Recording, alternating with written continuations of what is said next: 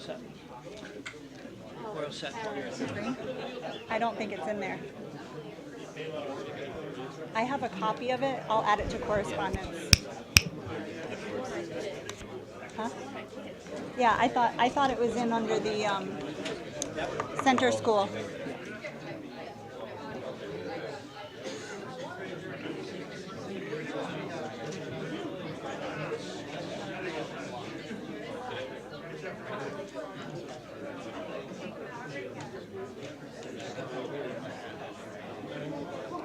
Ginny, maybe it came in after the agenda was done. I don't remember. No, I'll just add it. yeah, just add it. Okay, okay. If I could have everybody's attention, please. Please find a seat. It's up to you. If you want to go on presentations, we'll go there. Yeah, he can be tucked in right after that. All right. Good evening, everybody, and welcome to Brookfield Town Hall. We have a pretty large crowd this evening, so thank you so much for all being here. It is the 3rd of April, 2023, and I'd like to call the meeting of the regular meeting of the Board of Selectmen to order. If we would please stand for the pledge, and if you have a cover, please remove your hat. I pledge allegiance to the flag of the United States of America and to the republic for which it stands, one nation under God, indivisible, with liberty and justice for all. Thank you very much. And this evening we have myself, First Selectwoman Tara Carr present, Selectman Harry Shaker, Selectman Steve Dunn. We have our town controller, I believe by Zoom, yes, and our town attorney, Dennis Kukinos. And I'd like to extend a warm welcome and a very happy birthday back to Ginny Giovannielli, who I have to say I never thought I'd see here at this table again, but I'm so happy to have you, and thank you for stepping up for us, Ginny. And also, I'd like to make it a quick meeting. The agenda is quite extensive, but I want to give a shout out to our very own Yukon Huskies, and I'm excited to see the game tonight, so let's go Huskies. But without further ado, we're going to go ahead and go straight into public comment. Has anybody signed up for public comment this evening? Yes. Howard Lasser? Howard Lasser, 116 Town. Hello again. I'll make it quick. The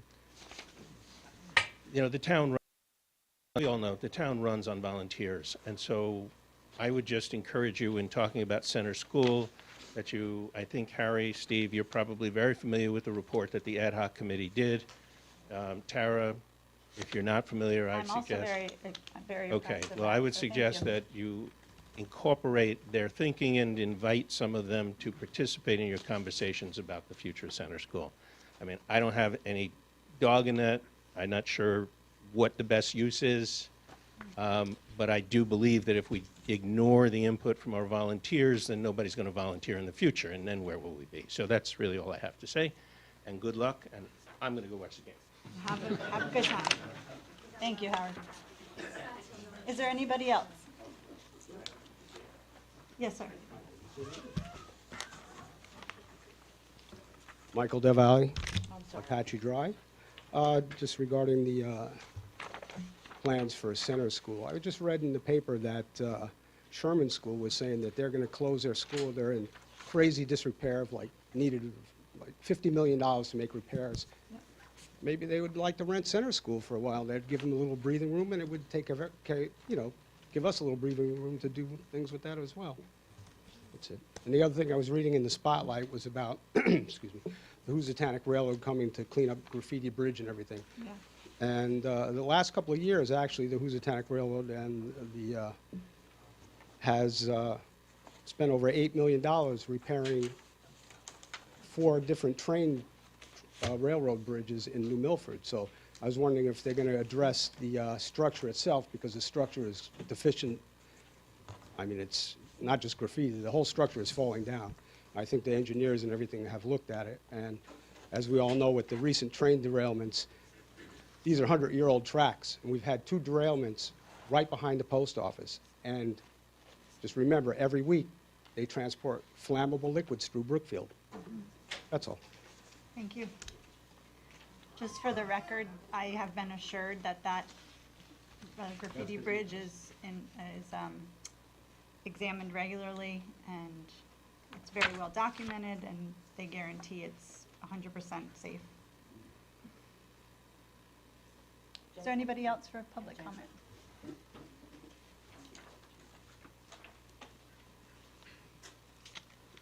Jessie Pineda, 12 Crestview Drive. I'm a member I'm the chair for the new library committee, and I'm also a member for the library board of trustees. My recent email did not make it to this agenda, so I just wanted to request that maybe you can post it with this agenda. It was sent out on Thursday, the 30th. And it was just to say thank you to all the volunteers that came out to the center school tour. We had around 30 people attend this tour to get together between the library and Parks and Rec and other members of the community to discuss what would be the best use of that space when we vacate the space in September.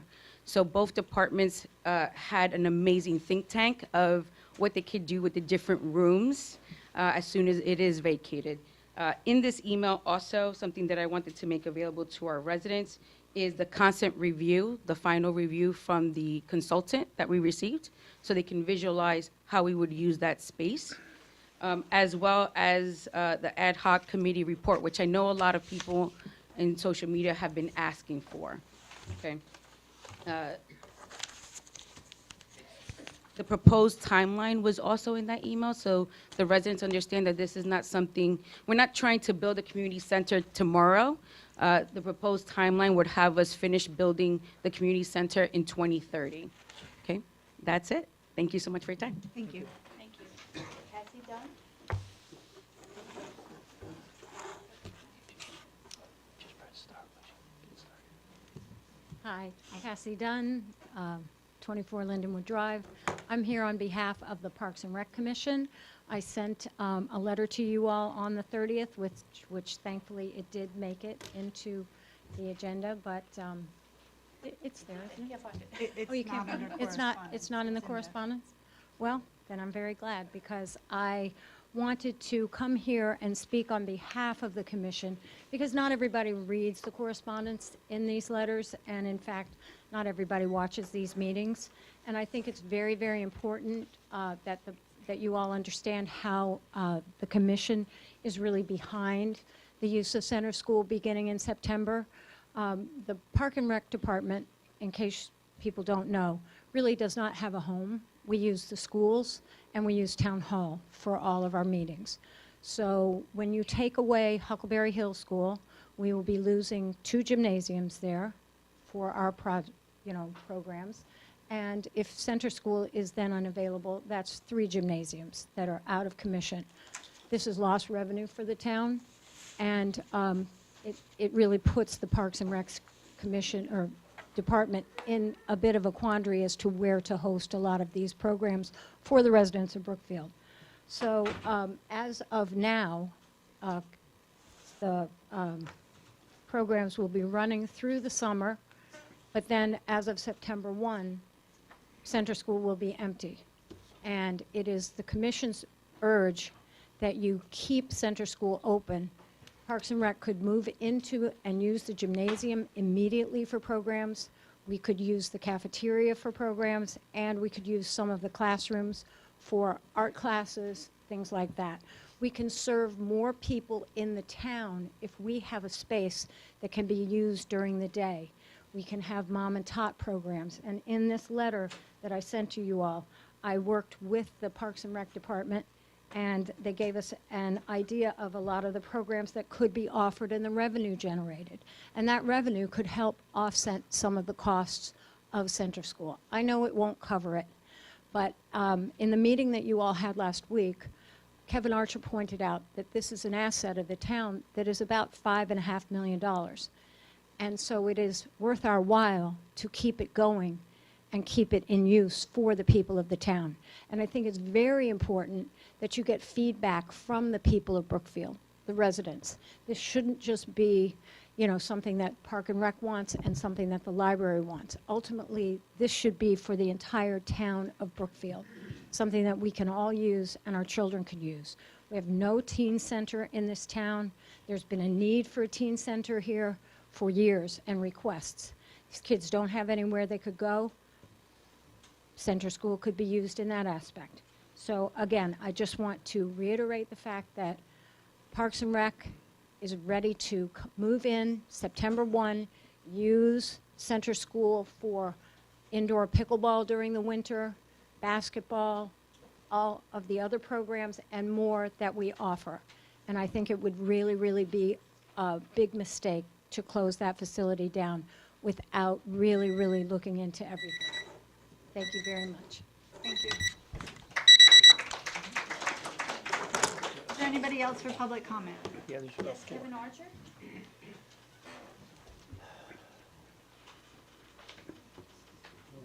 Kevin Archer, 20 Long Meadow Hill Road.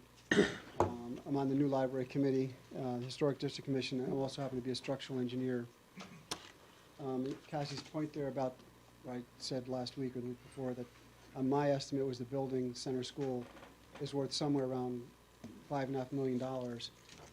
That's actually the town's estimate also, because it's in the town clerk's office as the value of that property.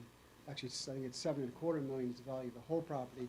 5.5 or 5.75 is the value of the building. So, which I was glad to see, that my estimate wasn't that far off. I read in the Brookfield Spotlight the recommendation from the Land Use Department professionals that they unanimously recommended demolishing the center school. And I encourage everyone to read First Selectwoman's Carr's March 16th letter to the Board of Finance, because included in that letter are the memos from the professionals from the Land Use Office. And my interpretation of them is support, actually. The building inspector and the fire marshal both list code sections that they recommend to follow to repurpose the building as a change of use. The fire marshal even says in bold, this is not doom and gloom. The land use director says if it's demoed, two possible uses for the property are library and recreation. So I think we're kind of beating around the bush to get back to the same product. The DPW director listed some areas of concern. Some or many have actually already been addressed by the Tecton evaluation in 2018. And so that would need to be updated just to make sure that we're on the same track with that. And the phase 1 schematic design evaluation, which is the process that we're in now, the architect has done several designs and estimated budgets. The most expensive one, by 20-25%, is the full demolition rebuild as a brand new building.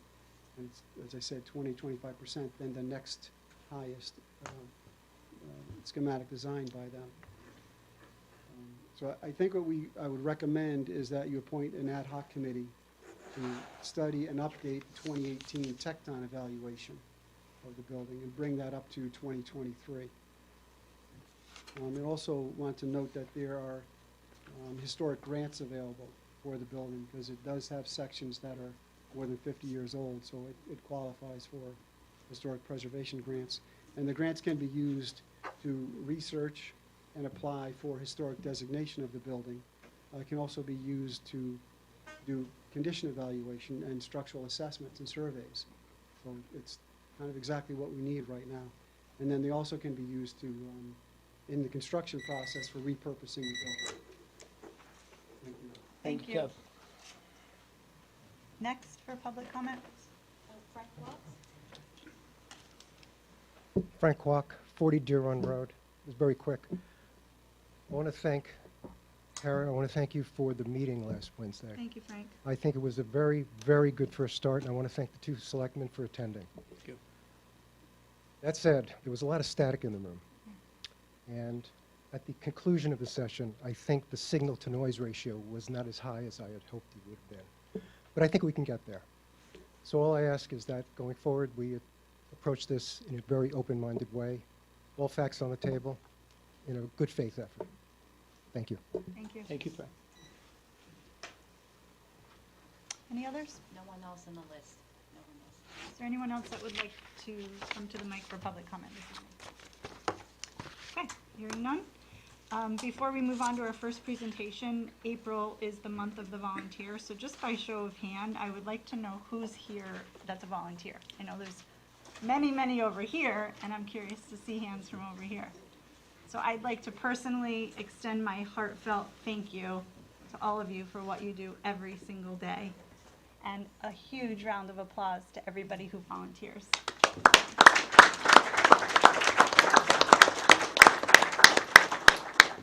Okay, and now I invite our chief of police and our two fire chiefs for.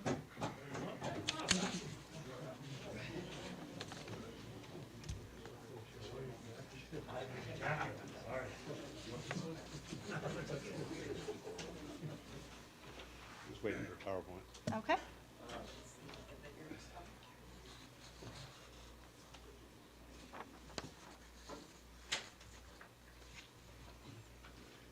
So I invited them just to come and touch on where we are with the townwide communication systems upgrade project that was approved at referendum last year. So thank you for coming tonight. Well, thanks for inviting me. And thanks to the volunteers in the room also, because my job would be a lot harder. You asked for an update. We're not here to give you the reasons why we need this. I'll let the fire department speak to that after I'm done. But I just wanted to update the board on where we're at. So we started this project around November of 2021. We brought in a consultant to do an analysis of needs. Then, so you notice about a year and a half. So in February of 2022, we had, based on our needs assessment, we were around $5.4 to $5.9 million for estimated cost. That was just a rough estimate. In May, the town approved $6 million for the project. Just under 6 million, but right there. Okay. In June of 2022, all the participants, which this is a town-wide system, not just for police and fire, it was also would include Board of Education, Public Works, and EMS. We completed a inventory of what we needed, what we had, and submitted that to our consultant. That same month, we hired New England Radio consultants to complete phase 2 and 3 of the project, to give us an estimate on where we were at. In November of 2022, the radio group, several members of this room met and did a Zoom meeting with the city council, because one part of the project, which involved the Vale Road Tower, was in discussion. In December of 2022, Motorola presented an equipment-only cost of $5.9 million with an incentive of $425,000 if we were to sign before the end of the year, for an equipment total with that incentive of $5.48 million.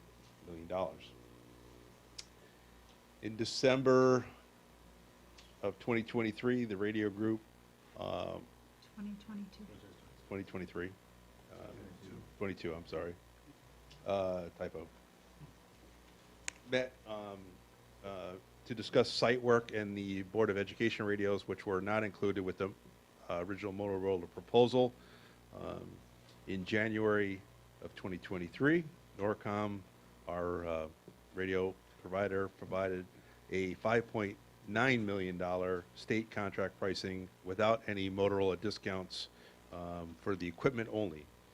They also estimated the site work would cost us about $400,000 to $500,000, which was, like I said, not included in the state contract pricing.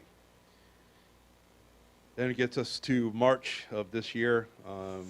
We had a presentation with Norcom and Motorola, meeting with the radio group, presented us with a $6.374 million total cost, including the site work and the customer risk, or a hold off of $274,000, or 4.5% of the project.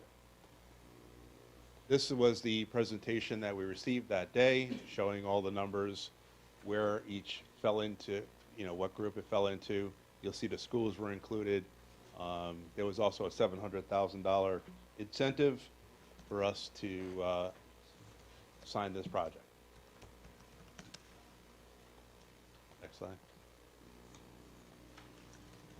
While we're here tonight, we need to get this moving.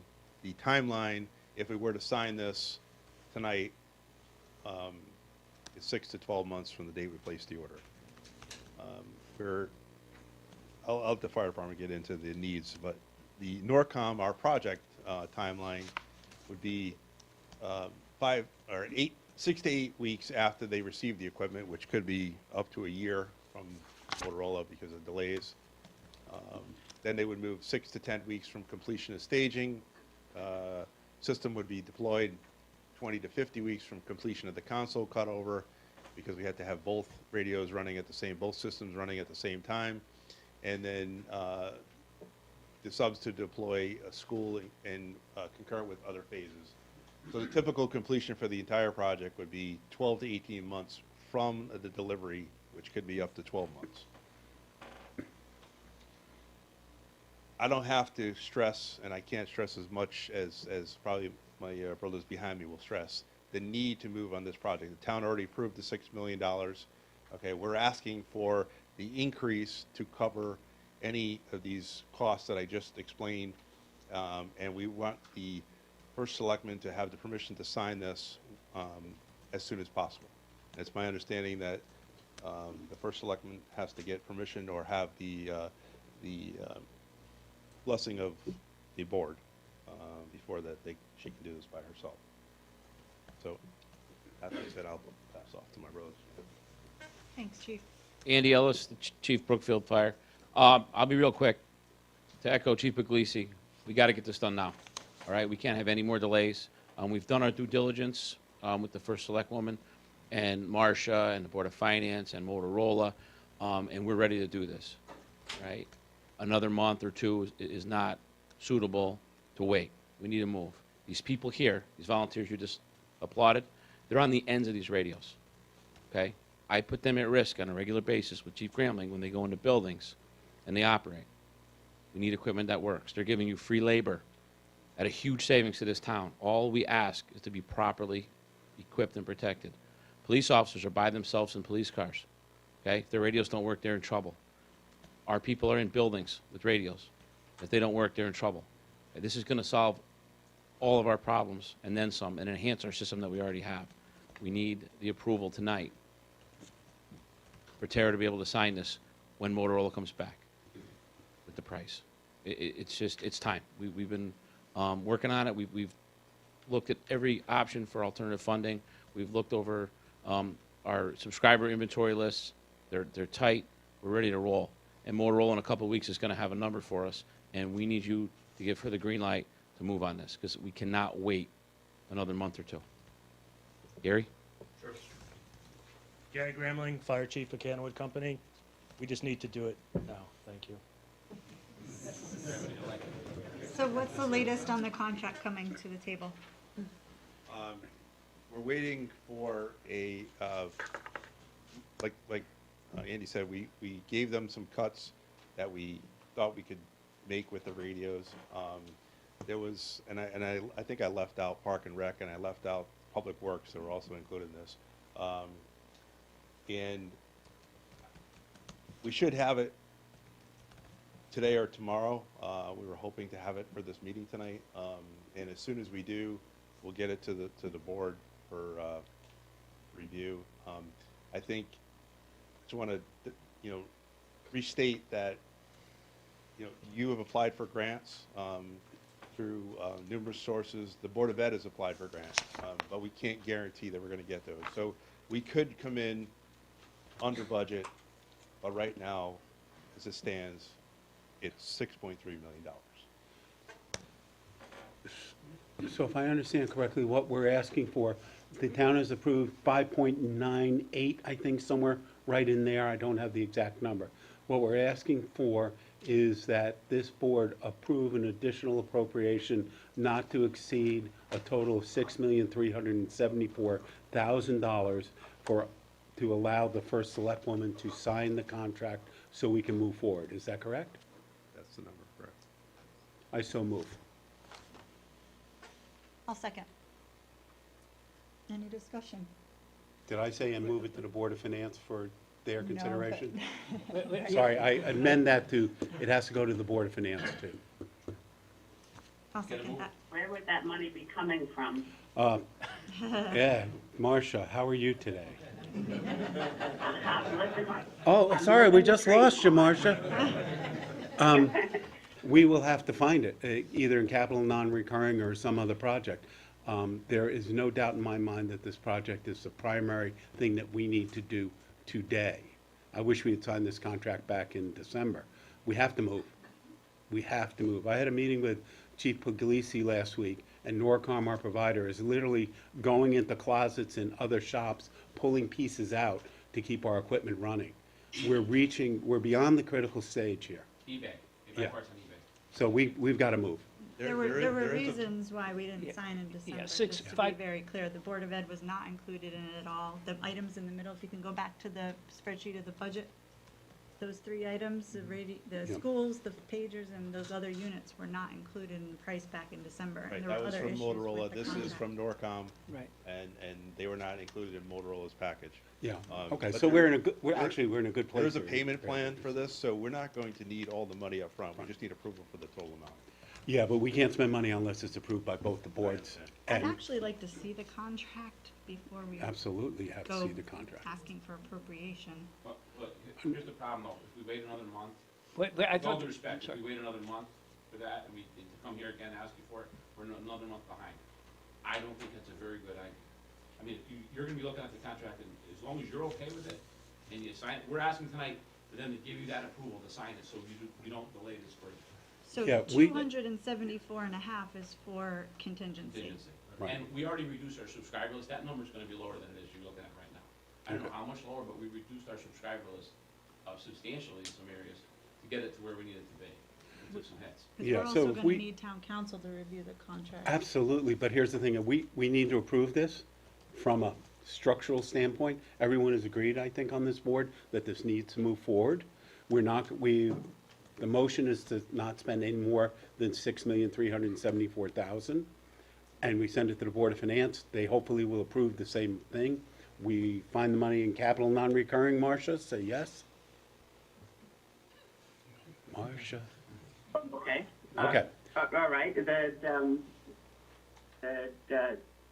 that would reduce the money we have covered for the debt bubble, so it would, Okay. that's all I'm saying. Okay, so we continue to have that discussion. For tonight's argument, for tonight's discussion, my motion is to take it from capital non-recurring and then move it to the Board of Finance. At that point, that way we're not holding up. If you get the contract Fair next Tuesday and Dennis and town attorney's fine with it and you're good with it, then you can sign it. If we wait to approve this to get the contract, then we have to have another meeting. It has to go to the Board of Finance. They have to have a special meeting. I suggest we move forward tonight. So do you want to amend the motion again to say that once it's got all approvals through town council, that you two agree to my signing of the contract? Oh, absolutely, you have the authorities. Once we approve it, you have the authority. So do you want to review it and bring it back for May or have a special meeting? No, tonight, you we're guys haven't- we approving haven't seen it. spending up to $6,374,000 and authorizing you to sign on our behalf. We also, as part of that, you're authorized to look at the contract, review it with town council, review it with whomever you want to, make sure you're comfortable with it. If you have any concerns on that contract, you could have another special Board of Selectmen to review the contract itself, and I'd be more than willing to sit down on that. It's an emergency, we need to do it quickly, and I'm sure the Board of Finance would too, though I don't know how they would get involved in the contract itself unless it involved other expense. So I think we should move ahead, and we can always do that. But if you're completely comfortable, I still want to have any special meetings when for emergency purposes, yes. you're, okay, all right. So there's no possibility, it is going to come in $6,384,500 or less. There's no way it's going to be over. According to the experts, yeah. Otherwise, they have to come back I'm to not us. really.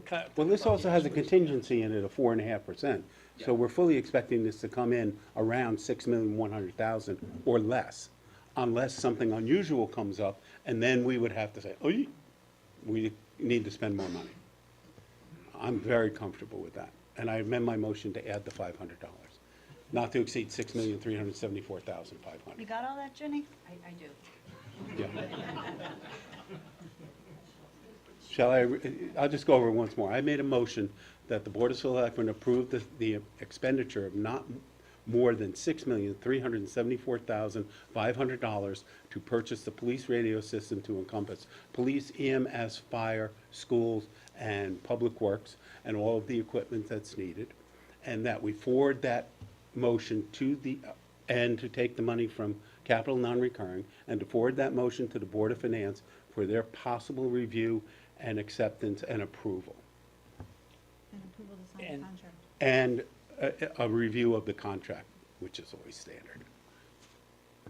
And Tara can sign on your behalf. Absolutely. Well, let's make sure tonight. You good? Could, You can say. could we just ask the town attorney if we approve this 400,000 additional appropriation, and if we need an additional appropriation for the school, just to make sure if he could check if we have to go to a town meeting? Yeah, I'll check. It would be That's a fine. million, it's a million per town. Yeah, I think meeting. it's $1 million, but I'll double check that. That's fine. That's a procedural issue. I to think handle. it's debt for, I think it's debt for $1.5 million of the budget for, Which is- additional appropriations. Which would be $435,000. Okay, we'll look at Yeah, that. no, I'll confirm it. That's fine. Thank, And if it's required, we'll have a Thank town you. meeting. Good point. thank you. We're having one on the second. Okay. So, He I he made the seconded. motion. You're second? I made the motion, any you're more seconded it? discussion? None? All in favor? Aye. Aye. Thank you for your support. Thank you, you. guys. Once you get that contract, we're going to do it. Tomorrow. Okay, and next up is Mr. Belden. Yeah. Have a good night, everybody. Thanks for being here. Enjoy the game, everybody. See you guys. Bye, guys. Thank you, guys.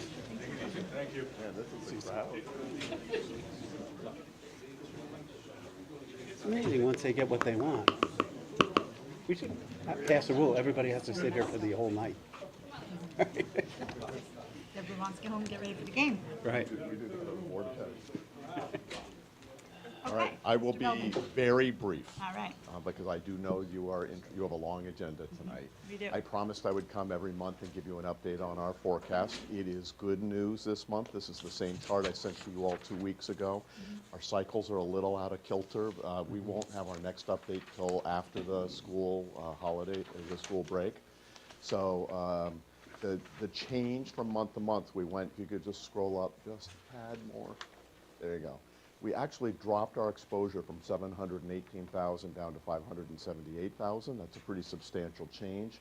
It is all in the third line in that red box, which is excess cost grant revenue. We had a surprise from the state. We got more money by $136,000 than we had budgeted or expected.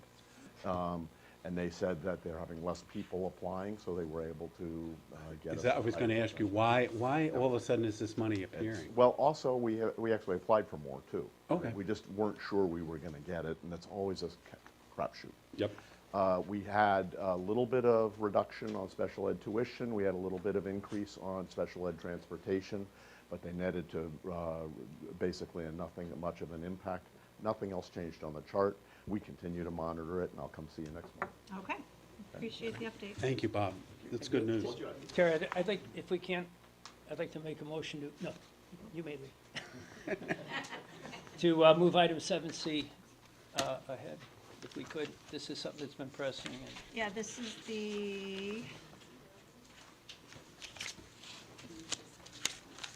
it's the abatement for, Let's see. 731 731. Federal Road.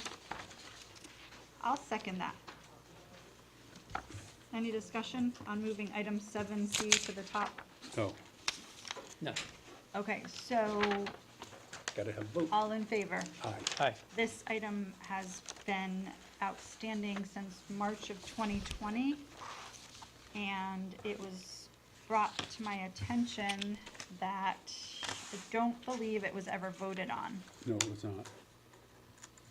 So I have a couple of questions about just for the public and the audience. This is for a request for a tax abatement for 731 Federal Road, which is where the new grocery store is going, which we're very happy about. But it's unclear to me, like, how this contract, or this, it's called the agreement. That's our standard agreement? Who wrote this? That's our standard agreement. It's just standard. Attorney Beecher drafted it? Yeah, Attorney or- Beecher probably wrote it. Our agreement with 731 Federal Road, when we first discussed this, was that we would give them a tax incentive, our normal tax incentive, if they built dedicated municipal parking. And I believe that was 38 spots. And the question is, do you have 38 spots for the town that you're going to dedicate for municipal parking? That was our agreement. It was 38 spots, I think, on the plan, and the, excuse me, can I talk? I could be wrong by a couple. Can, you just need to come to the... Yeah, can you come up, Paul? I'm Paul Scalzo, I'm managing member of 731 Federal Road and the tenant, 731 TPA LLC. I don't think it was that many spots, but I'm going to have to count them and get back with you on that. But the minutes of the commission would give you the banter back and forth as to how many spots we're giving. And then we also gave, I think, $45,000 to the Northwest Conservative Commission too, for space. We did those two items. Okay, so I would say, can you come back to us and Yeah, tell us I can, exactly what that is? with the approved plan. I'm going to have to go back to the minutes. You remember that discussion, though? Oh, absolutely. Okay. From the very beginning was the incentive to get the grocery Yes. store to come here. Yes, okay, thank you. I can have that for you so you can bring it back. Super. So, motion to table? Yeah, I would make a motion to table right now pending the receipt of this further information so that the board can make a final determination. Yeah. So moved. Oh. Was that your motion? That you seconding? Yes, that's my motion. Yeah, Paul, can you have that so we can get this on the next Yeah. meeting for you? I'm going to Yeah. email you whatever the commission required us to do. Yeah, okay. So we've got a motion, got a second? I'll second. Nope, so you're too late, Harry. I moved it. Oh, did you? Oh, Any more discussion? No. none. All in favor? Aye. Aye. Thank you, Mr. Scalzo. Moving right along to our monthly announcements. I'd like to first thank Jerry Zimmerman. I don't know, is Jerry here? No? Jerry is a dedicated food pantry volunteer who applied for a grant and was able to be an awardee for the grant through the Friends of the Brookfield Senior Center, and they're going to be using the funds to purchase a new refrigerator and freezer to store fresh and frozen produce and meat to provide more quality food to our residents through the food pantry. So that's fantastic news, and thank you very much, Jerry Zimmerman. Coffee with the community this month will be held on April 29th from 9 to 10 at Duncan. Everybody's always welcome, and we look forward to talking with you about anything that comes to mind. We still have vacancies on boards and commissions. If you know anybody new to town or old in town or who has some spare time or just energy or talent, anybody who's ready and willing are welcome. We will be moving our hours in Town Hall to summer hours, as well as at the Senior Center and Parks and Rec. We're going to be closing on Fridays at 1 o'clock. Additionally, we held a special town meeting on the 30th of March for our fiscal year 2023-24 capital projects. We vote on a resolution which set May 16th for the referendum for capital. Also that evening, the Board of Finance had a public hearing for this next coming fiscal year budget. Copies of those meetings are available on the clerk's website and in the clerk's office and on the town website. Later on in this agenda, we're going to be having a motion to set May 2nd as our annual town meeting. So more to follow on that later on this evening. Can I just make one quick comment? Mm-hmm. As far as the town hall closing early, those hours will be incorporated, the hours in the afternoon that we're going to be closed will be incorporated in the work week. It's not like we're reducing by 2 hours. Those hours will be moved, correct, into the work week. Employees will be working a 35-hour The work 4 week, days. yeah. Thanks. You're welcome. I'd like to make a motion to add a couple of items that weren't listed in the correspondence. Can I go ahead and do that? Get a second? I'll second. Thank you. Any discussion on adding items to correspondence? No. So there was an email from Mr. Archer dated the 23rd of March that included 12 attachments regarding Center Elementary School. Those will be included in the minutes for this meeting. The email dated, I believe, 30 March from Destiny Pineda, also regarding Center Elementary School. And also the letter from the Parks and Rec Commission, which is also dated the 30th of March. It is on this agenda, but I'd like for it to be incorporated with the correspondence. And then you can see the rest of the correspondence that is listed on this agenda. Marcia, are you there? I'm here. Okay. Are you just dialed in, or are All you on right. Zoom, or? Yeah. So, do you want me to share my screen, or are you sharing up there? It's easier if you drive. Or no sharing? You can share, Marcia. All right.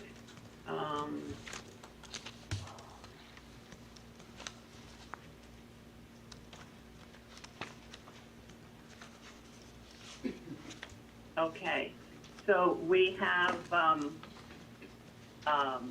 transfers. We do transfers every quarter throughout the year, and then as we get towards the end, we do them a little bit more frequently, possibly monthly.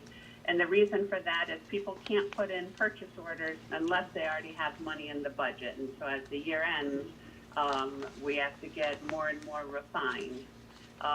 This one, it's got the red highlighting at the top, is the general fund. And we have two categories. One is intra-department transfers, and one is inter-department transfers. The intra-department transfers are within the department head's own budget, and then the inter-department transfers are between departments. Intra are usually very small. We don't usually spend too much time on those. They just require the Board of Selectmen's approval. The inter, we talk about a little bit more. And in this case, the inter has a lot to do with timing. That we're taking money out of the Board of Assessment because they're done for the year. It was a pretty quick season. It wasn't a reval year.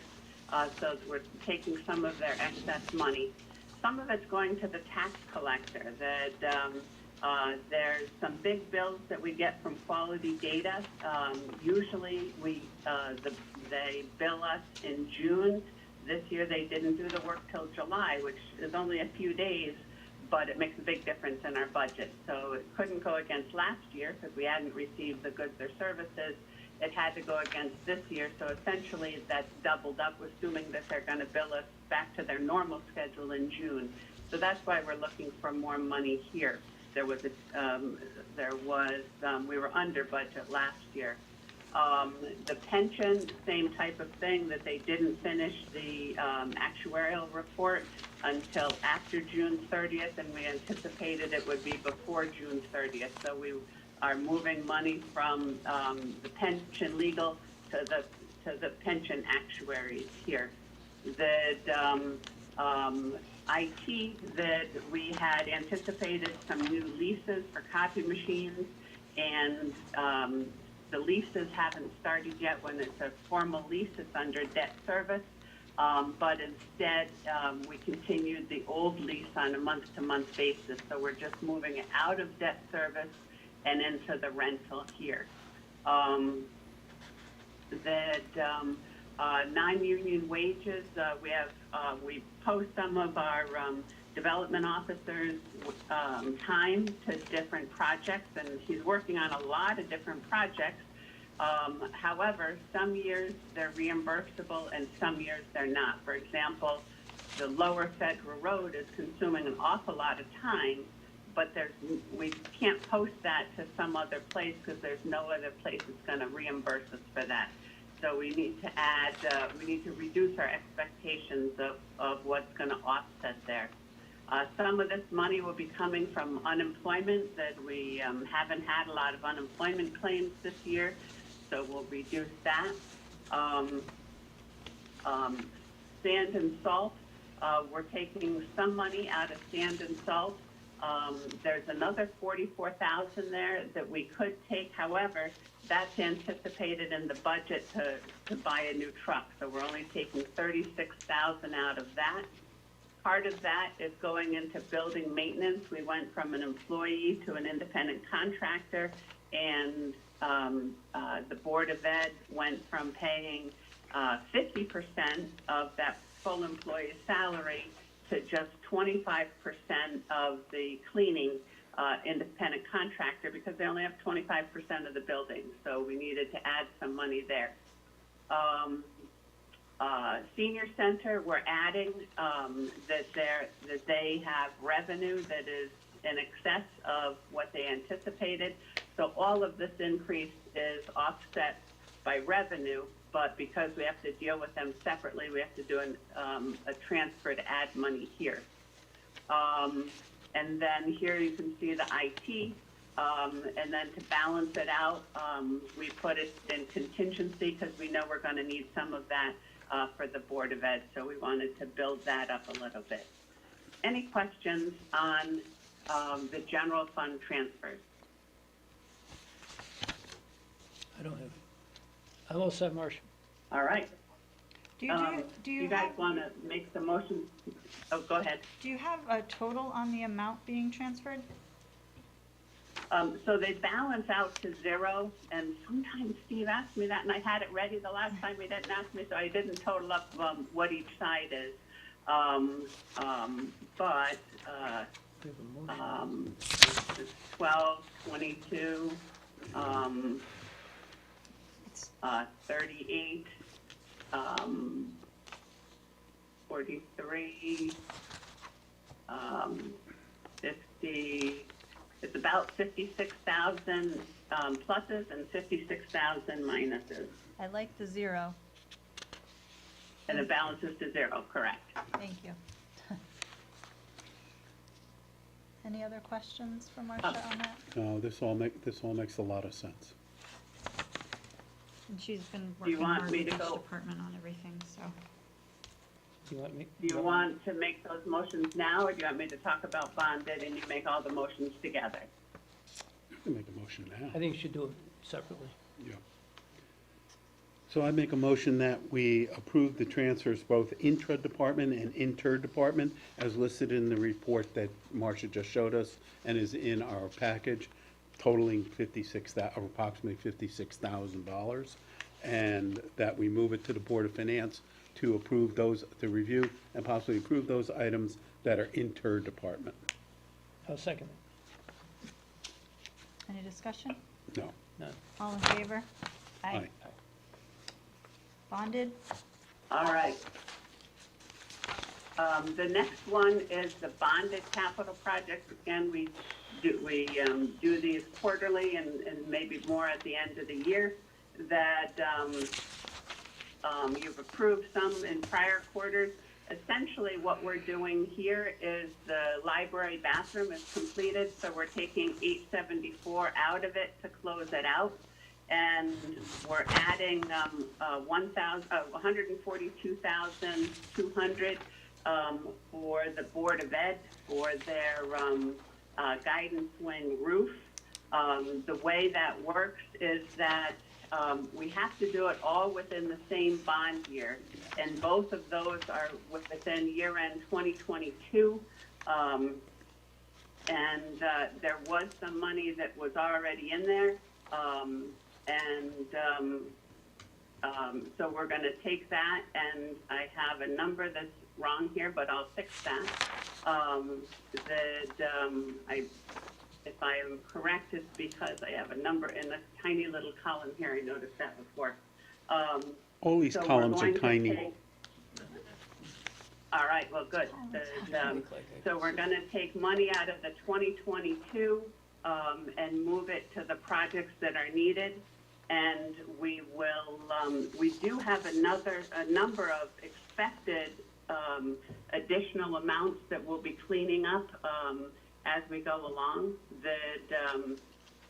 Because some of the trucks are just being received now, and so there's a lot that's expected to be closing before the end of the year, which should give us more money in each of these. So for this project, for the 142, we have money within the 2022 capital approved budget to pay for that without running over. Is that what you're saying? Taking Yes. it from other projects? Yes, okay, thank you. Yes. Okay. Marcia? And that's the same as item 6A on your request from the Board of Ed. Right. Marcia, I have a quick question. Yes.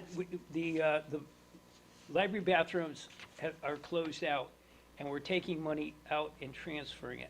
Can you just explain that? Is that funding that was not spent, or I'm just a little confused with it being closed out and then taking out money? Yes, that was money that was not spent. Okay. There's 874 extra, and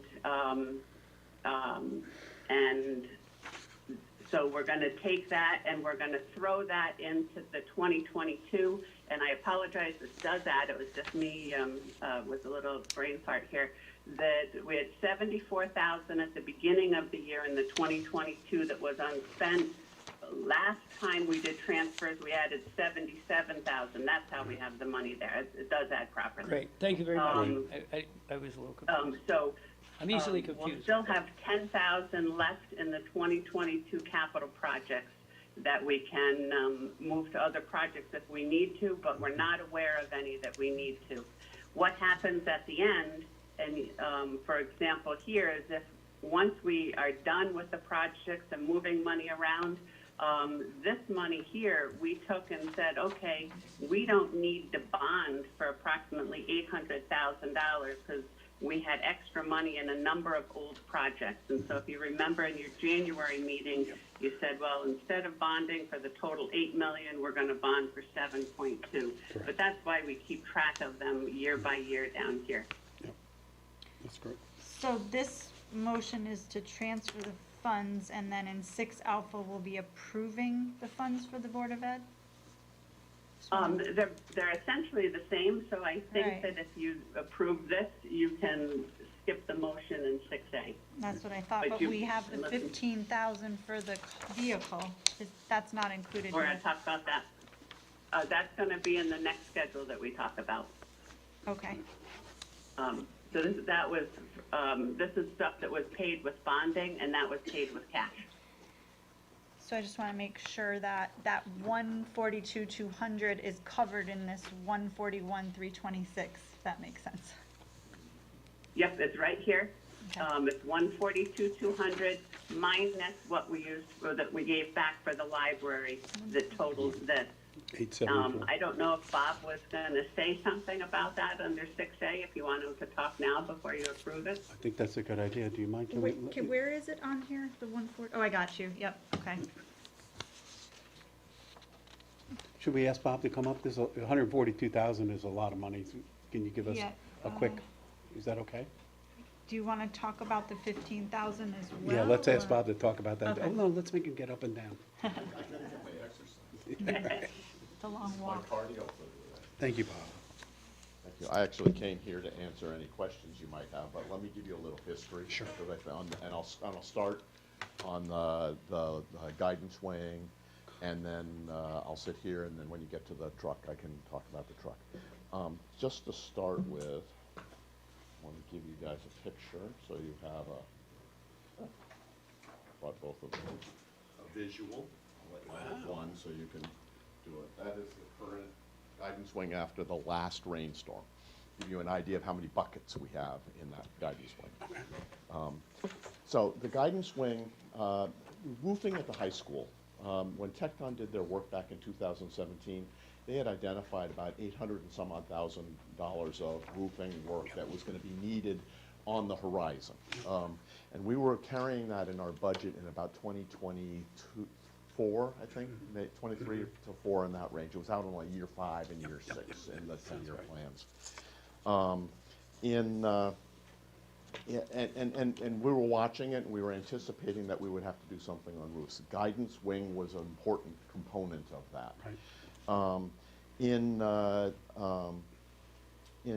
2021, early 2021, the conditions were starting to deteriorate pretty significantly. We were starting to get leaks and problems in lots of places. So we actually brought to the budget process a $325,000 appropriation for just the guidance wing. And it was a subset, and it was earlier than we'd anticipated. It was a big discussion in the budget. Yep. That was based on an estimate from a contractor at the time, right? So we actually had a reasonable estimate in our hands before we brought that forward. It took about 9-10 months to actually get an architect who knew what they were talking about, because all the architects were all pretty booked up. And so by early 2022, we started taking engineering samples. The RFP was let in July of 2022.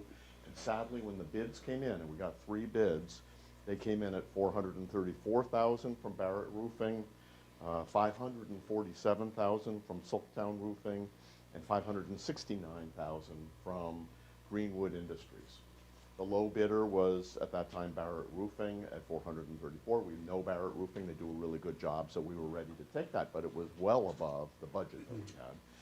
And we met as a facility committee and said, they said it was all cost of materials, and they were inflated because of the supply chain issues that we are all too familiar with our new school. So we took a decision to wait, right? At that time, we thought we could, live with it. And this was in September of 2022. Try to rebid it, and when we might have more favorable market pricing. Well, in February of 2023, we had a significant rainstorm. That's the picture I shared with you. We had water coming in everywhere.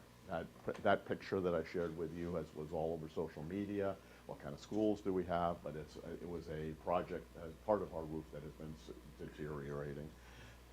We went back to Barrett Roofing, and they actually told us the price didn't go down. It actually was continuing up, all due to the cost of labor and materials. So there's another $32,000. They revised their bid for another $32,000 because we had waited and it worked against us. Right.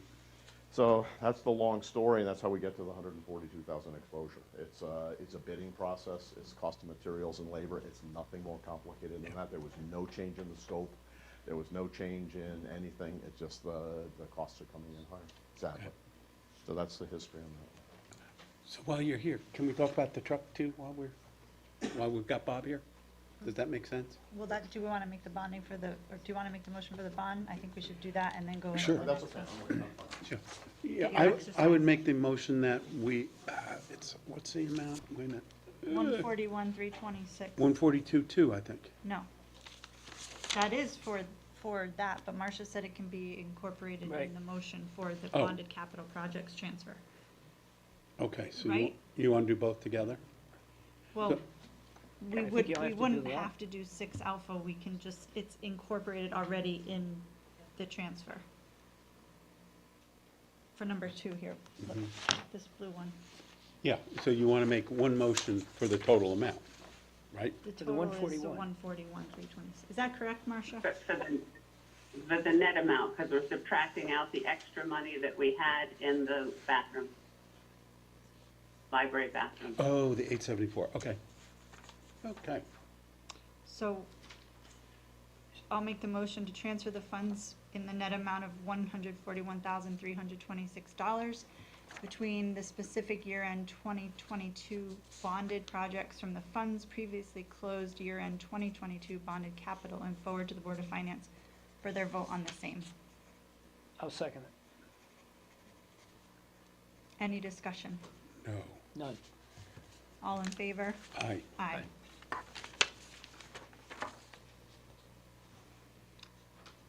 Number 3, cash capital.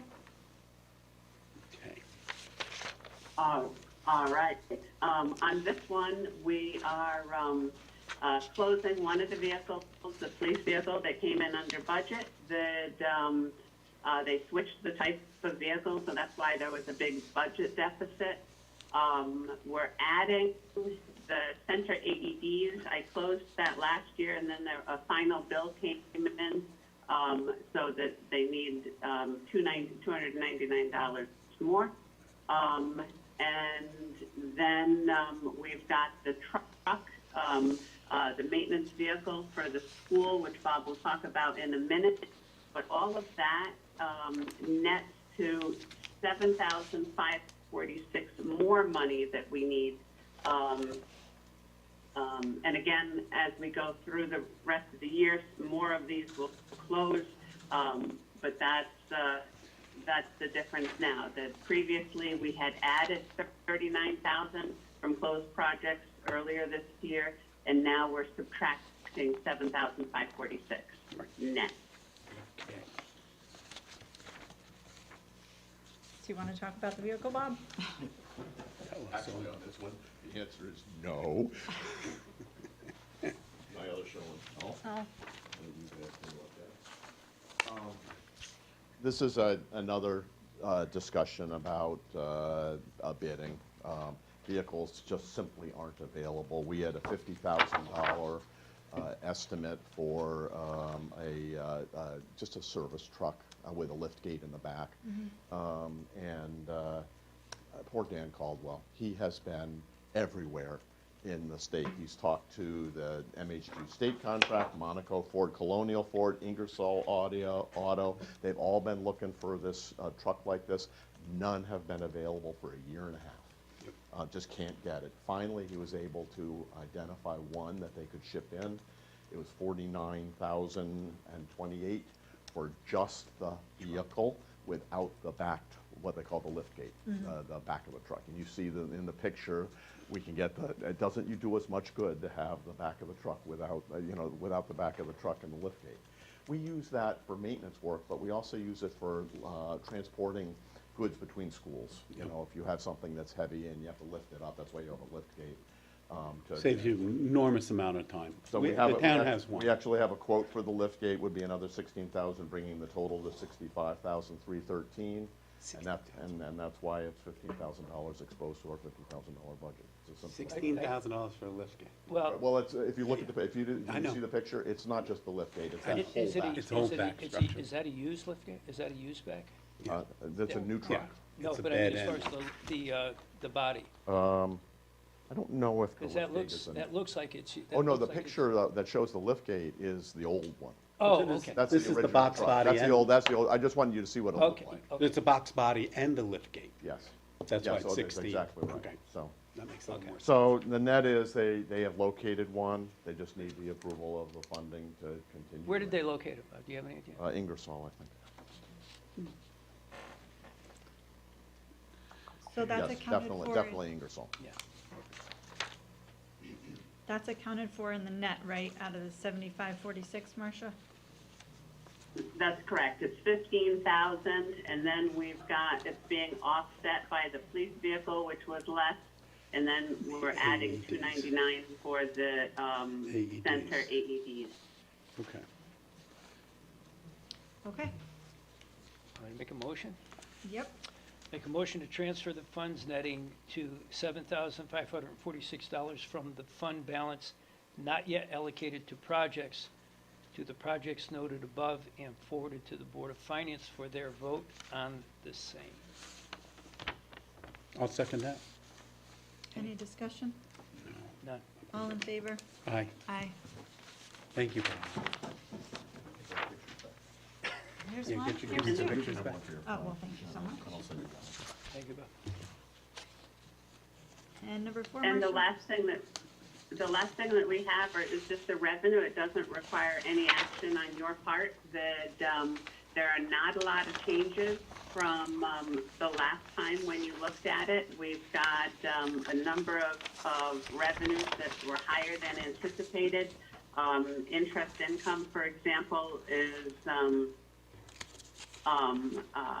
was last year when we did the budget, it was at a rate of approximately 0.1%, and now we're up to 4.75%. Talking to one of our other towns, the treasurer in New Canaan, that they're investing in the same products that we are, and their bank is only giving them 4.1, and ours is matching the STIP rate every week. So we're getting a good 70 basis points higher in interest every month than they are. So I didn't realize what a great deal we had until talking to him this week. So both Union Savings Bank and Newtown Savings Bank are really doing a great job for us. That's good. Good news. Can I ask one question? Yes. On the revenue side, we're looking at the current year tax collections, a budget of 71,006,464, and receipts of 70,980. I'm doing this for people who can't read that. So are we under?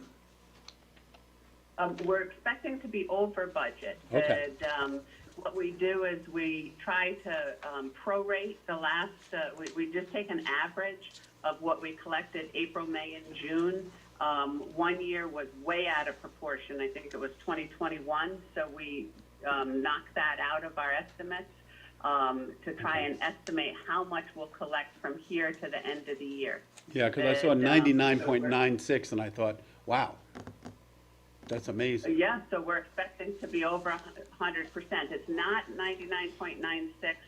It's 99.96 of the budget. Right. And you might be thinking the collection rate. The collection rate is still like 97 something. Yeah. But so far it's going great. The other thing, so we're expecting to be 263,000 over budget by the end of the year. There's been some building permits that came in that we hadn't expected in the budget. We did great with FEMA this year, that we've gotten probably 700,000 from FEMA between two storms. And then there was a reopening grant. And again, we applied for that reopening grant. Our auditors had said not one of their other clients had applied for that grant. They hadn't even heard about it. So a lot of that is money that the Board of Ed spent. We spent some of it, but we got it back for both sides, $510,000. And that was received in March. That the other big thing is the interest. Right now, it's still a projection of the interest, because in order to get it to you for the agenda, we closed this report early, and we hadn't posted the interest yet for this month. But the interest is doing great. I think Fido's happy too.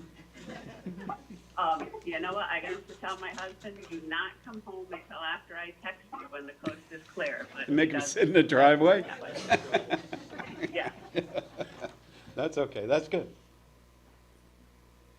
So is there any bad news in this? I don't see any bad news in this revenue report. There's no bad news. That as the Board of Finance pointed out in their meeting, that a lot of this is one-time revenue. That the interest income, because we've got two things going on this year. We've got money from the school that we didn't expect to be having it this long. We thought the school would be done in December. And we've got great interest rates. So that's, we can't really count on both of those next year, but to try and deal with this, what we've done is we've mapped out a cash flow projection for this year and for next year. Our revenue in the general fund comes and goes really, really evenly. We have a graph of the last 5 years of cash flows, and they're pretty much on top of each other. The money comes in August and or in July, and it comes in January, and the spend rate is about the same. We take the other funds and map those in. Because if we're going to be projecting this much extra interest, we don't want to be wrong. But all of this is stuff we've talked about in prior months. Not much has changed this much. Great. Marcia, could you just explain where the Parks and Rec revenue is reflected in the town budget? The Parks and Rec revenue is not in the town budget. We have a number of different funds in governments. We use fund accounting, and Parks and Rec has what's called a special revenue fund. If we look at the financial statements, it's probably around page 125. And so the money that they collect for their program goes into that fund, and then it goes, the money that they pay their staff for, you know, swim lessons and lifeguards and stuff comes out of that fund. So that is, if I can pull it up here real fast, that is separate in the financial statements. The only part of, it's called a self-sustaining fund. There is one part that does not, that does go through the general fund, and that is we pay their portion of the Social Security on all those wages in our budget. But other than that, it is in their fund. Hold on, I'm pulling this up. So that, this, we have a number of other funds that, for example, we have one,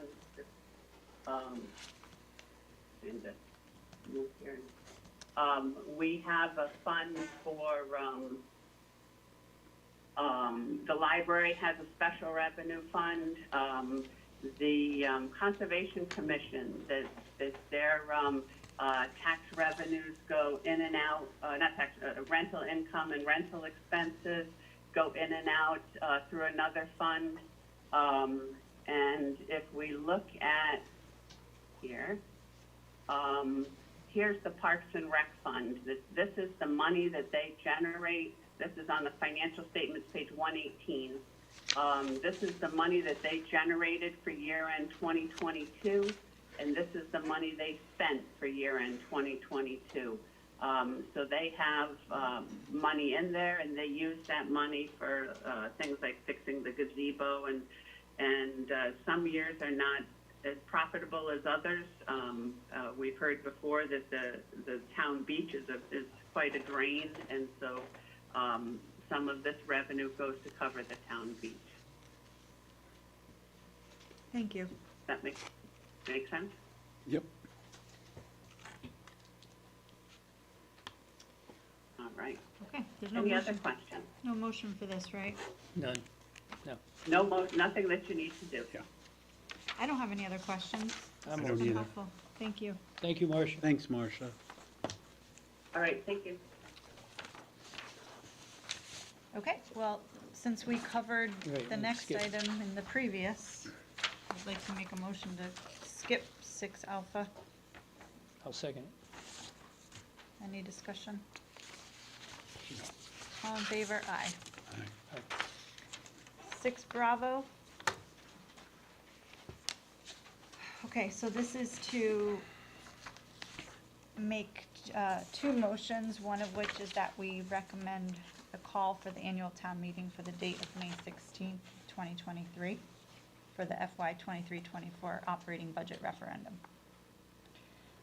So this is just standard protocol that the Board of Selectmen approve or recommend a date for the annual town meeting. So I'll make a motion that the selectmen approve the mailing of a postcard, oh, no, I'm sorry, the first one, I got the wrong one. That the selectmen approve the call of the annual meeting to set the date of Tuesday, May 16th, 2023, for the fiscal 2023-2024 operating budget referendum. I'll second it. Yeah, so this will all be solidified at the annual town meeting on the 2nd of May. It's just that we have to make sure we're recommending for the call of the town meeting, so that's what this is. Any other discussion on that? All in favor? Aye. Aye. Aye. Now, do you want to do the postcard, Steve? Yeah, I jumped over, this Okay. is, that the select board make a motion to approve the mailing of a postcard reminding residents to vote at budget referendum on Tuesday, May 16th, 2023. I'll second. Any discussion on the postcard mailer? None. All in favor? Aye. Aye. 6 Charlie, the Water Pollution Control Authority budget. This is in accordance with Chapter 71.5 of our town ordinance, that their budget packet is submitted to the Board of Selectmen. If there are any comments or any consideration, it will be due no later than the 20th of May. And in the past, there has been no motion for this item. No, I'll look through. Anybody have anything to say about the WPCA budget? Not at this time. No. Okay. I'd like to make a motion to add the Iroquois substation, or the gas station on High Meadow Road. We have a parcel of land that belongs to the town. It's number 89 High Meadow Road. Right. And they have expressed interest in Buying it. possible Well, are you making a purchase. motion to add that as an item for discussion? Yes, that's the I'll motion. second that. Thank you. Any discussion on the motion? No. All in favor? Aye. Aye. So thank you for getting that motion straight. We have an indemnity that has been reviewed by Brookfield Town Council, and as of this afternoon, it's now back in their hands for their attorneys to review. And it's just an indemnity that would allow for them to go onto the property to conduct a location, environmental, and cultural resource survey. It's 2 pages, Mean on our property? yes, Yeah. which abuts their property, Right. and here's the map. Yeah, no, I know need a exactly copy. where it is. So I just wanted to bring that to your attention. There's no action now. I would need to sign the indemnity in order for them to go onto our property. As long as the town attorney has approved it, Mhm. I think that's a reasonable thing to do. Yeah, I think we're just waiting to see if they've accepted all my changes, and if they have, then, Okay. then we're gonna have. I'm fine with that. First selectman sign it. All right, so that's out there, and obviously, if they pursue interest in procuring our property, it will have to eventually go to town meeting, but. Okay, no motion necessary there. Next item is 7 Alpha, our charter revision draft report. And just prior to this meeting, we held a public hearing at 6:30 tonight regarding the Charter Revision Commission draft. That was dated the 24th of February, 2023. So within 15 days of tonight, which ends up being the 18th of April, 2023, we can submit as a board our changes, preferably in writing, if we have any, back to the Charter Revision Commission. If there are no changes recommended within these 15 days, their draft report will be considered a final report, and it can be acted upon by us, the Board of Selectmen. And if the Board of Selectmen wants to make changes, we can then recommend it back to them within 15 days of their last public hearing. And 30 days from that date, they have to consider them, consider those recommendations, act on them or not, and then submit a final report to the Board of Selectmen. So there's a whole timeline associated with it. And this evening, since the public hearing that we held is now closed, we have 3 options. One of which would be to recommend changes here at this meeting right now. Or we can recommend no changes based on their draft report. Or we can have our own special meeting by the 18th to reevaluate and kind of discuss everything. I think that's probably the best option. Yeah, in lieu of the meeting we had prior to this, I thought there were some very good comments made, and I'd like to be able to, think about them. I agree with that 100%. The only thing I would like to see, if we can, is when they come back to us with their final recommendations, that they are very specific in what part of the charter they're making a change to, and what the exact change would be, and what that change would mean, so that the public can understand it, if they don't have a full understanding of the charter. You know what I mean? Right. Almost like a primer on it. So would we want to set a date now, a special meeting date now, or wait and I'd like to set the date now. I'm only available through the end of this week, and then again, only on the 17th or 18th. Okay. And the recommendations could come from the Board of Selectmen, you know, the appointing authority, right? So if there are none, if there are no recommendations that the appointing authority is gonna put forth, you can cancel the special meeting because it's gonna become final report. Yeah. If there are recommendations, then you have your meeting and you discuss the recommendations. Would asking them to clarify what I just said, you know, give us specific, Meaning them who? the Charter Revision Committee. I just asked that they come back to us. Well, they have, the Charter Revision Commission has done their draft report, so they're done with it. And then This so is their This is draft? so now it's, the Board of Selectmen is had their hearing. The first question is, are you gonna have another public hearing? Because that, you can, you know, you had one today, and Yeah, if you're yeah, we not, did. the next question is there any recommended changes? And that's for the Board of Selectmen to determine, and then put forth those recommended changes, if they want, back to the subcommittee. Okay. If there's no recommended changes, then that report's gonna become final. And then, from that point, the next step is for this board to set the date for the referendum, and then also contemplate the question, which I'll obviously help, you know, drafting the questions based on the report. Yeah, the reason I raise the issue is, for example, on number one, the issue is creating an actual pension board. The Charter Revision's suggestion is that we task this group with this, the RBAC with that duty. What part of the charter are they actually looking at? And they're actually recommending no changes to the charter, if I understand that correctly. Or are they asking for a change to the charter? It's not clear. Yeah. Would you like me to respond to that? Sure, Rob, you want to come up and, I'm sorry, I didn't see you there. You want to come up Either, and, Rob, sorry. he's the chairman of it. Yeah, I didn't see it. I'm sorry, Rob, I didn't see you there. Blue shirt matches the seats. Yeah, Yeah, I don't get that very often. yeah.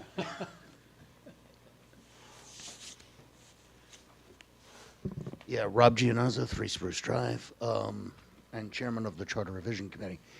To clarify that, Steve, we're suggesting that the Board of Selectmen charge the RBAC committee with that responsibility, so there's no need to change the charter in that Okay. respect. Just on this, that's the sort of thing I'm saying. On this, it should say, the Charter Revision Committee recommends no changes to the charter.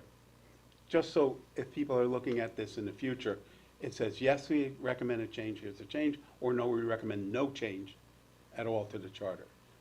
Just so it's a little The issue, clearer. though, is if you're asking, if you're putting back, so this is what I would suggest. If you have any clarifications, you know, for the Charter Revision Commission, you do that within the next 15 days. And then if those clarifications then makes sense. result in you guys wanting to make recommendations That to makes the sense. Charter Revision Commission Sure. to change, you could do that at your special meeting. Or that may result in no recommendations, and then you actually cancel that meeting, and that report's gonna become final, and then we're on to our next step of doing the referendum and makes sense. forming the questions. You guys agree? That makes sense to me. Yes, I think it's absolutely imperative that the three of us spend time going over this and after, especially after hearing everything we did this evening. Yeah, so let's set that meeting. So what you're saying, Dennis, is if at the special meeting, we decide that we are 100% in concurrence with what their recommendations are, we can cancel the meeting, you just said? I mean, you could have your special meeting, and it's gonna be to just approve the report, but if you do nothing, it becomes the final report. Right. Right, so it's really, it's up to you. I mean, if you wanna have the special meeting, you may wanna have a special meeting because you wanna discuss what you did over the last 15 days. Right. Right, in discussion with And that's to Rob. stop us from And then- doing a pocket veto on it. Yeah, and then you could have your special meeting, and then you can decide whether or not there are any recommendations. Do we Okay. want to wait till the 16th or 17th to do that, though? What, I mean, The if- 16th is a Sunday, so that probably won't work.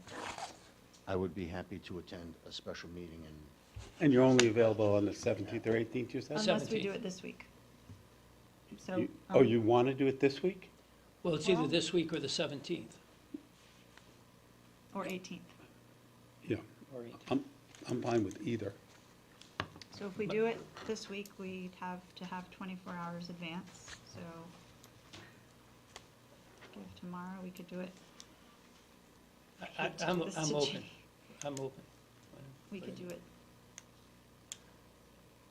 Wednesday, Thursday, or Friday, or the 17th or 18th.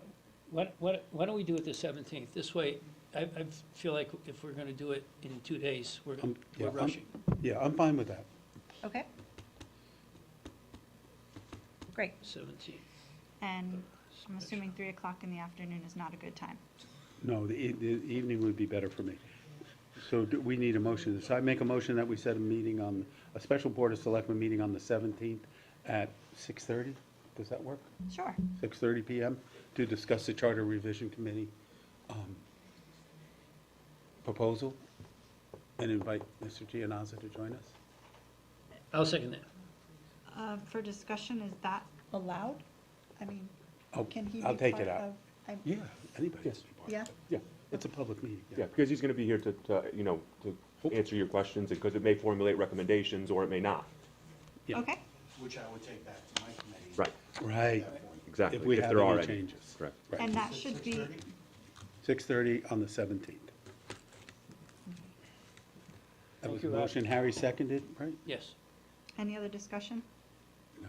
All in favor? Thank you, Rob. Aye. Aye. Thank you. All right.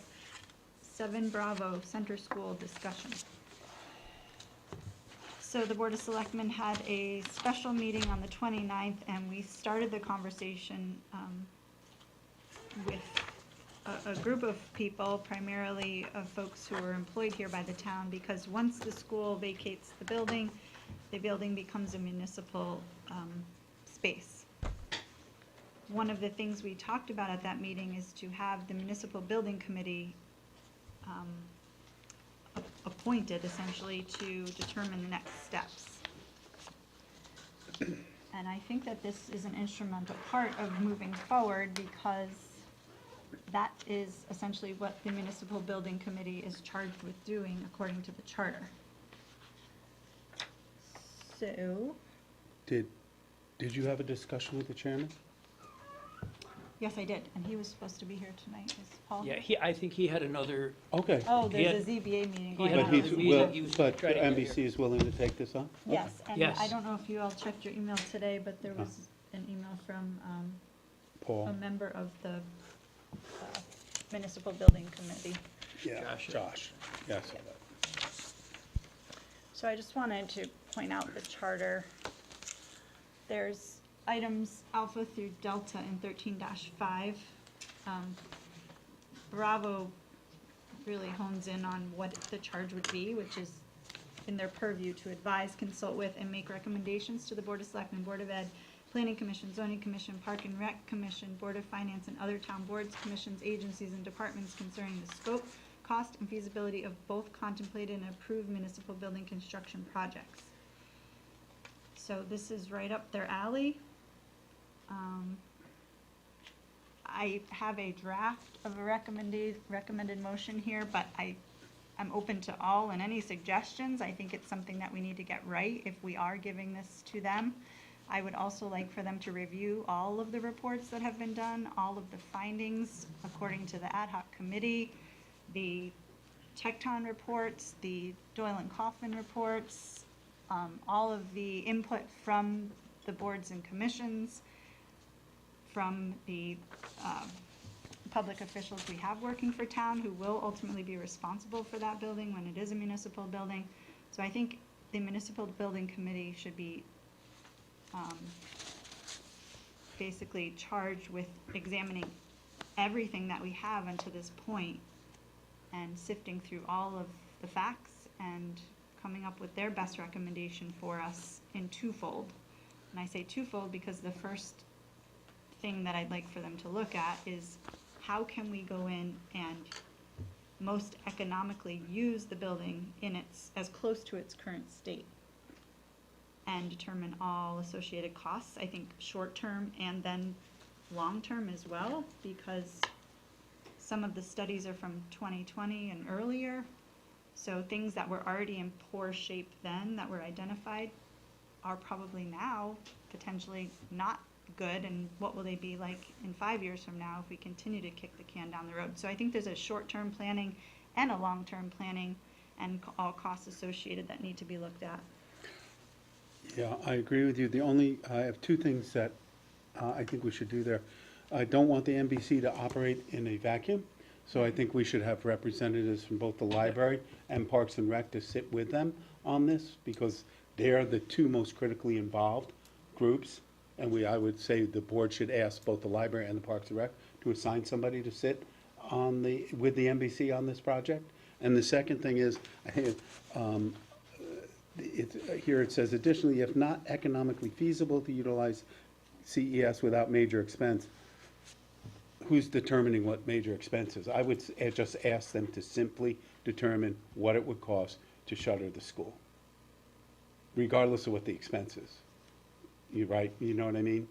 I was just Who's trying going to to- make the I think determination we- what a I think major what- expense is? I think what. Well, what I meant there was that. Yeah, I know what you mean, If it but, costs 20 million that we don't have to repurpose the school to use it. well, then we would say it's not economically feasible. What I'm saying is, just let them determine the cost, and then we can decide whether it's too expensive, not reasonable. Yeah, I think you're Right. both I would change that wording a saying little. pretty much the same thing. Yeah, so. So is there anyone else other than Parks and Rec and the library that we want to have Well, I them? spoke with Paul, and he said that to my understanding is that they'll form a committee to work with them, that they're gonna work with. He didn't specify exactly who. Yeah, I'd like it to be part of this charge, though, so that I agree. these library and Parks and Rec will appoint a liaison who will sit in on every single meeting. So Right. I don't know if they're gonna, Yeah, maybe they approach, then we ask them to establish a subcommittee from the NBC? Either they do it as a whole or have a subcommittee, whichever way. why don't we It's charge fine. them to come back to us with their plans for a committee, who is gonna be on it, and if we have any issues, then we can Yeah, ask them to add a I'm fine with department or that, too. whatever. I'm fine with that, too. This way, you're kinda giving them the lead on it. Do you think rather- they need a member of the Board of Finance so they can talk money? I would let them come back to us with what they think they want and then we can,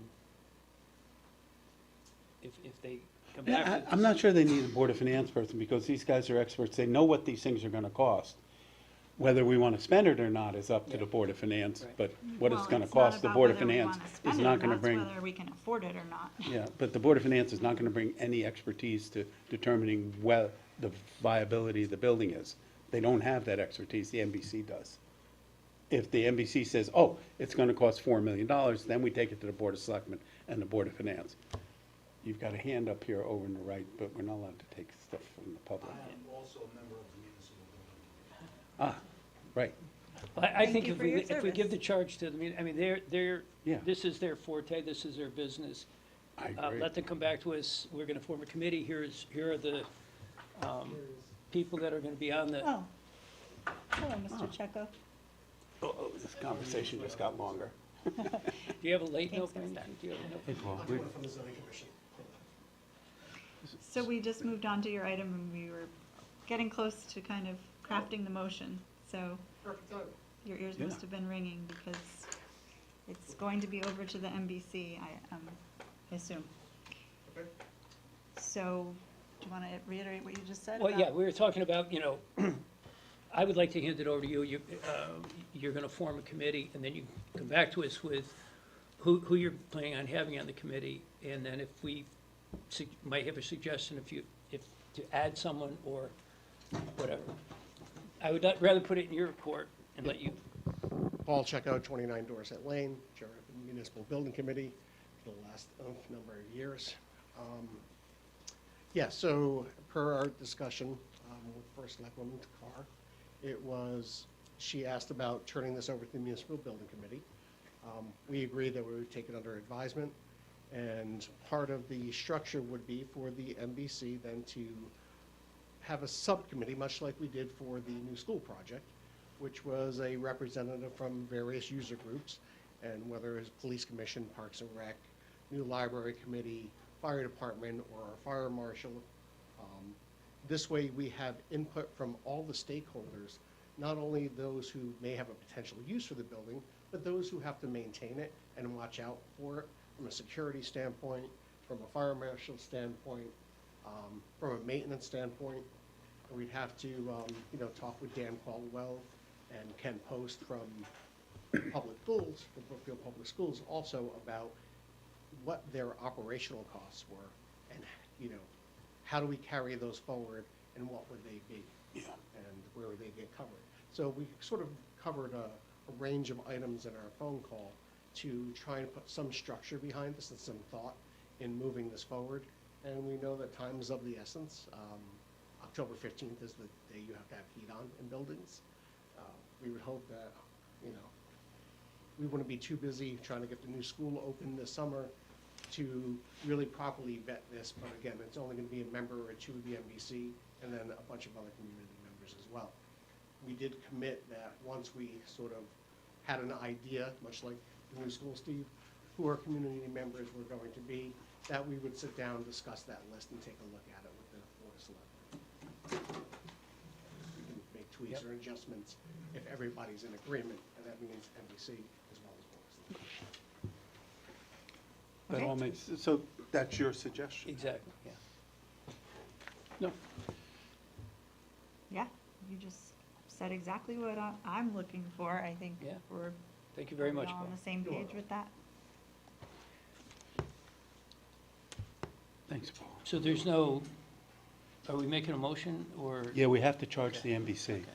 So the motion needs to include specifically the groups we would like for them to include. At least those, and have the NBC come back to us. Well, they can talk to anybody you want to. Well, if, we would have to, they're gonna have to tell us who they want, so Yeah, but we know we want Library and Parks and Rec at least. well, yeah. And then they can come back to us with whomever else they want on the committee. But I'd like to make the charge tonight so they can start. Yeah. I don't want to wait another month. Yeah. So I would make a motion that the selectmen authorize the NBC in accordance with section 1315 of the town code to determine the most economical plan for allowing Parks and Rec and the Brookfield Library and other entities in the town to move in and utilize Sandalwood Center Elementary School in its current state and determine all associated costs for short and long-term of doing so for short and long-term planning purposes, and that the NBC will come back to us in a reasonable amount of time, say 15 or 20 days, tell us who they need to sit on that committee. And second, that the NBC determine what the cost of closing the building down would be, completely. Shuttering it is what it says here, and the associated costs, what those would be. I'll second that. Just like to caveat by saying the May meeting, come back, May 1, I think is the next meeting. Can you come back to us by May? With the potential members. Sure. That's great. Does that work for you? Yep. Yeah, that should be okay. That should give us enough time. I think it's May 1st. That makes sense. You seconded that, Harry? Any other discussion? No. All in favor? Aye. Aye. Thank you, Paul. Thanks, Paul. Thank you, NBC and extended group, whoever that will be. Thank you, Rob. All right. We're ripping through it here. Well, 731 Federal we did earlier. Yeah. The cemetery, this has been a big one. It went out in the news. I did just want to share for an update that, Dennis, do you want to provide the update on? Yeah, the I don't mind. cemetery? So, just so the public knows, the Cemetery Association is a private, non-stock corporation. It was incorporated back in 1900. They are a private entity, so the role of the municipality is extremely limited. If you guys could just quiet down, Yeah. please. The role of the municipalities is extremely limited in being able to interfere with a private entity. There's one statute that only allows the town to take hold of the fund if the association does not file necessary documents with the probate court, but it does not speak to operations. Okay, so the issue is, if the town took care of the fund, takes hold of the fund, it's still not fixing the overall problem of the operations of the cemetery. I have been discussing this with the association's representative for months. I have recommended, and my recommendation has been steadfast for months, and provided the specific authority for the association to seek replacement officers. It's been done before in a cemetery association. I understand it's not easy for the association to find people willing to do this. Welcome to the municipal world, finding people to actually volunteer, so I understand that, and we're being patient with that. They have retained counsel, thankfully. I've spoken with that counsel. That counsel has actually engaged the Attorney General's office to assist in some way, because the attorney that I'm dealing with at the association knows that he needs to bring a judicial action, but at the end of the day needs to find people who are going to take the positions of officers of this non-stock corporation. In the anticipation of that being very difficult or being unable to find, he has asked the AG's office to step in and see what they can do. I have communicated with the AG's office as early as last week. I have provided them everything, all of the research that the town has done, laid out what I think the best course of action is for this private entity, and the AG's office is now looking into it to see what jurisdiction they have to be able to enter into this. And I echo what the association has said to me. This is not a Brookfield Cemetery Association problem. This is a statewide problem in trying to deal with cemeteries that have been abandoned. And I can tell you, my office represents many municipalities. We have seen it before. It is a problem, and it's one of those problems that everyone just sticks their head in the sand. But to the association's credit, they are continuing to try to advance this and see if they can find a way to have somebody take over operations. So that's where we are. Again, the jurisdiction of the municipality is very limited, but we're trying to assist in any way we can to help shepherd a solution. Thank you, Dennis. You're welcome. Do you have any questions or anything to add to that? No, I will just say that this has been a really frustrating situation. I appreciate Dennis's work and also Jeff Nolan's work. Yes. It's just a lot of loose ends. Maintaining our cemeteries, I think we all agree on this, is something the town wants to have done and needs to have done. People have paid for grave sites that they want to know in 15 years that they can use, and there'll be somebody to do it.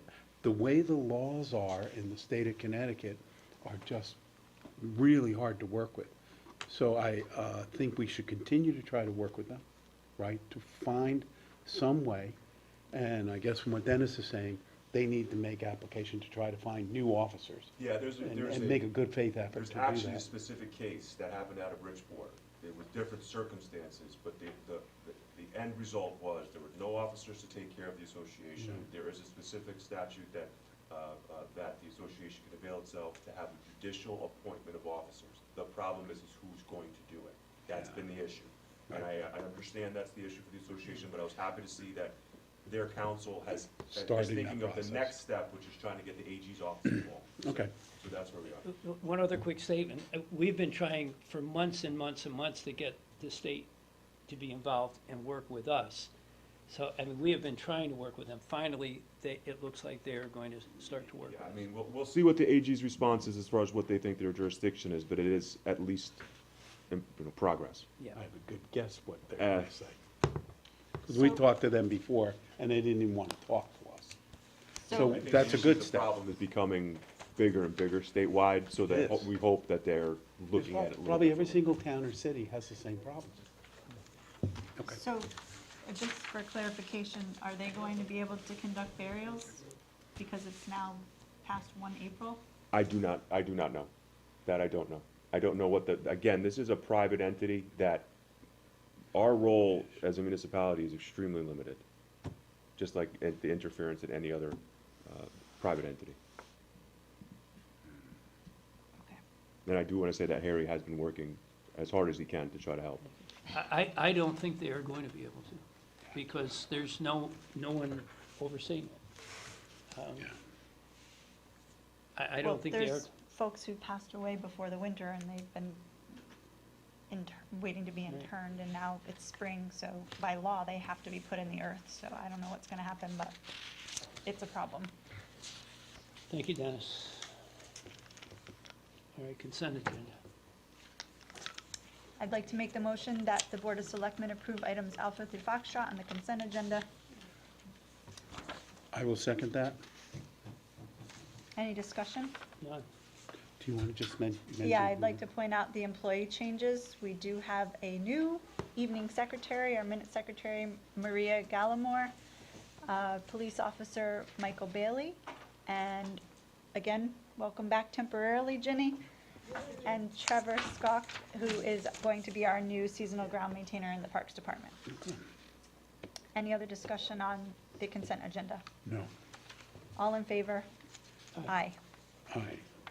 Okay, I'd like to discuss 9 Alpha, the 43 Silver Mine property that 2 months ago we increased the rent from $1,750 to $2,000, and at which point the tenants, who were longtime tenants, provided notice, and they actually moved out as of the 31st, which was Friday.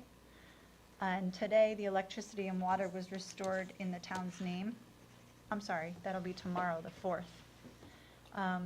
We do have, I put it on the table, it wasn't part of the packet, but Marcia provided the, where is it now? Yeah, I got it. The deposit, which has been earning a little bit of interest, so we owe them. Ralph did a walkthrough, and I think I also. I was there. attached- Oh, you went? I went Okay. to the walkthrough, yeah.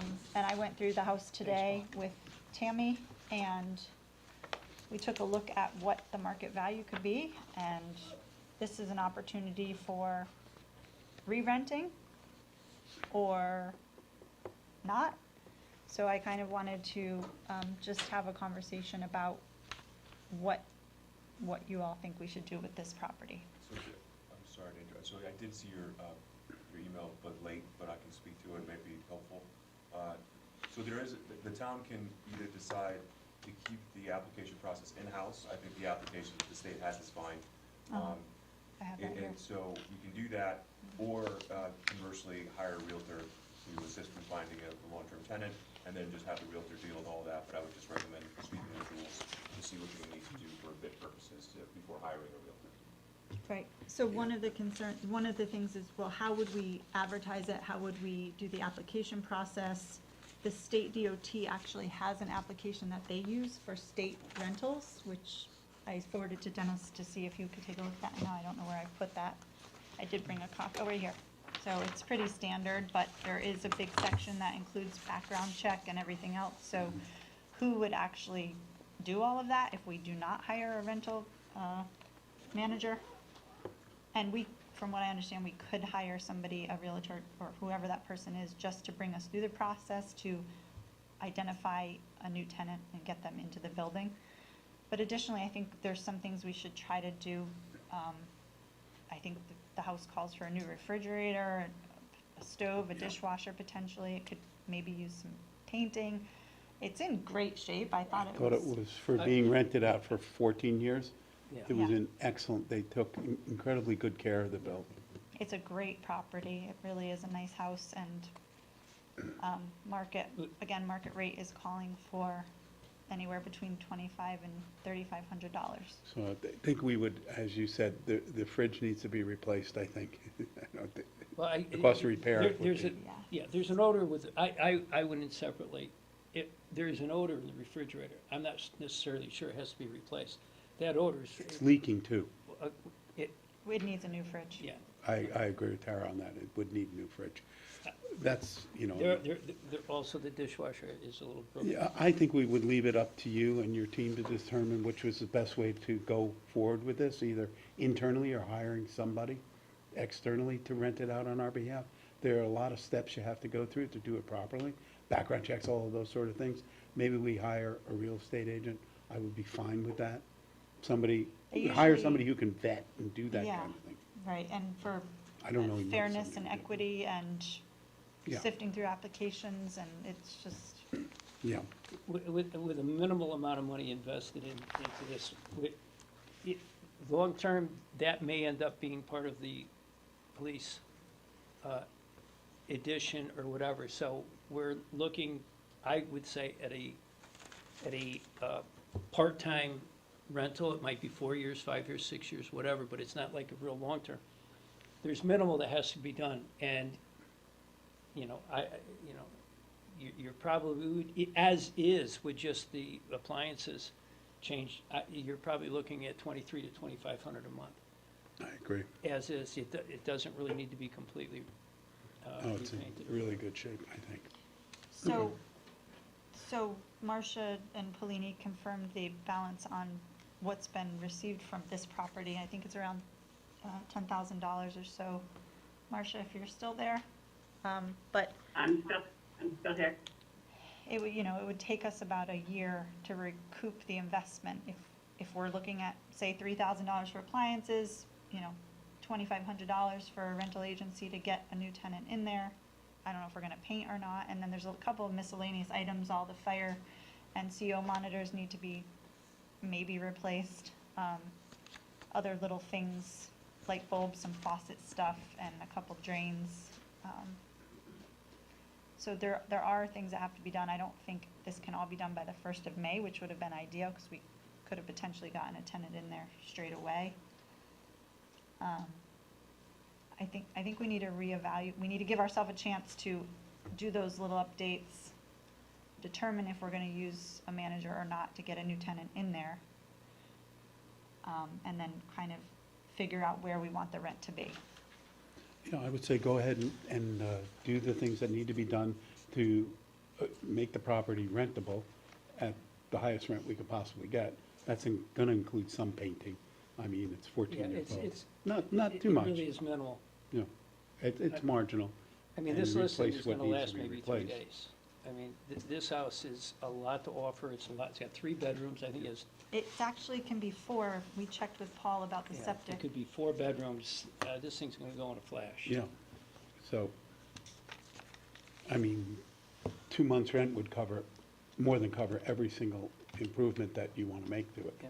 Replacing the fridge, even if you had to replace the dishwasher, the fridge, right? Yeah, I mean, right now, we're getting $1,750, and if we listed it at, even if it was $23 or $24.50, you're looking at $600 to $700 more per month. Yeah. So, What is our charge here? well, we could, I'd like to make a motion that the Board of Selectmen approve for the town and the first selectwoman to task the Public Works Department, because this is where this property falls, to replace the appliances and conduct other necessary minor repairs Right. before our next Board of Selectmen meeting. How much you want to spend, you probably want to put an amount on how much they can spend.